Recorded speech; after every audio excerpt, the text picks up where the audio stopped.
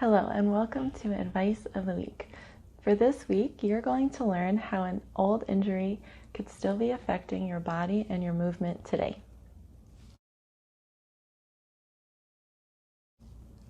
The first thing that we're going to do is an exercise so you can feel this in your own body. What I want you to do is pick a movement that you've been working on. It could be a strength movement, mobility movement, or balance movement. So an example could be neck rotation.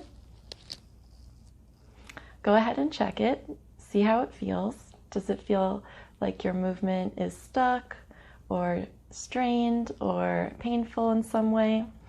And then the next thing that you're going to do is think of an old injury. It could be a sprain or a strain, broken bone, even an old scar. So go ahead and scan your body and think about an old injury.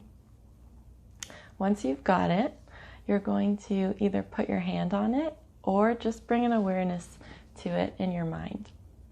So let's say it's your wrist. You would hold on to your wrist, and then you would do the movement again. So let's say it's the neck turn, right? Turn your neck.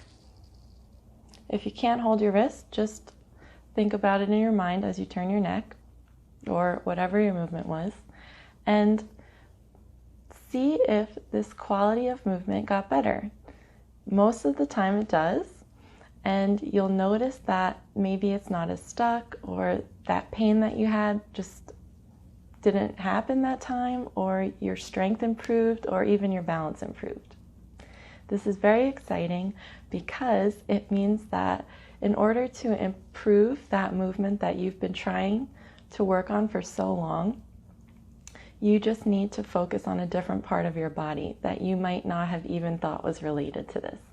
And I will explain how this works. So how does this work exactly? Well, your brain controls your movement. It does this in a simplified way to explain this is it takes in inputs, it integrates these inputs, and creates an output.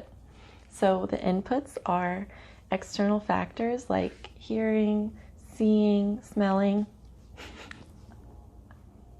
and the internal factor, another input is internal factors of your body, like your heart rate and your blood pressure.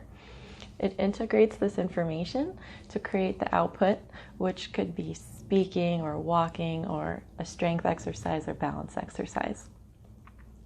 So I want you to think of your brain like a GPS system. Your GPS system is calculating where you are. You type in the address and it figures out a way for you to get to your destination.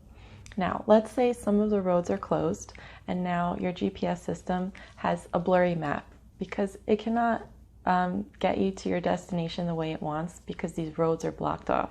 So they become blurry. And you can either not get to your destination or you have to go this really strange way to get there.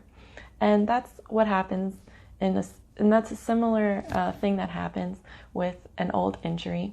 An old injury is kind of like a roadblock to your map of your body in your brain.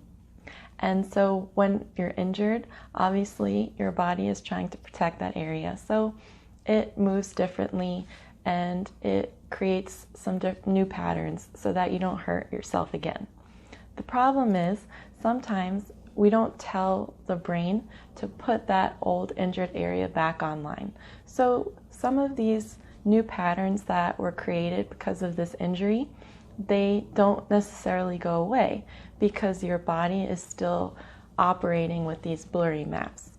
So one of the things that you can do is bring an awareness to these old injuries by touching them, moving them, or even just thinking about them in your mind so that your brain can put this area back online and your body can move in a more efficient and free way because these maps are now clear. Thank you for watching. I hope this video helped you with one of your movements that you've been having trouble with. If you have any questions, please email me. And if you like this video, please like and subscribe to my channel so you can get new advice every week. Have a great week.